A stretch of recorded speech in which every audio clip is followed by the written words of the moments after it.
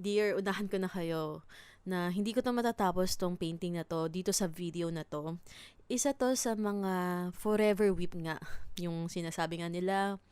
And last year ko pa 'to sinimulan and take note ha, maliit lang 'to mga 8 by 10 inches.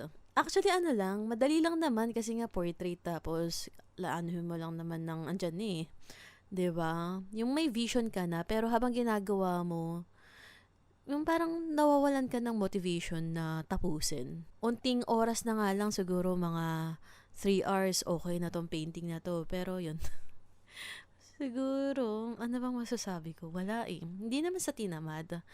Kasi hindi ko nga 'to ginagawa pero may ginagawa akong ibang bagay. Siguro dear, may napanood kasi ako yung instant gratification. Ang sabi dun sa video, kaya tayo nahihilig sa mga video games.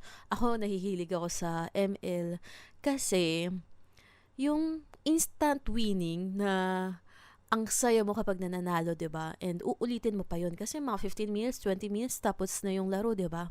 Yung ano ka na, masaya ka na. Pero kapag may ginagawa tayong mga bagay like ito, ilang oras, syempre i-edit mo pa 'yan, ganyan-ganyan.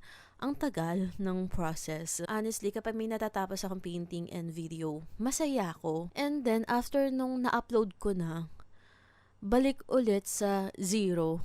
Kasi routine na siya eh. Work mo na to eh. Na gagawa ka ulit ng panibago. And dun na ako medyo nabobore. And hindi naman sa pag-ano, gusto ko yung ginagawa ko, dear. Masaya ako sa ginagawa ko.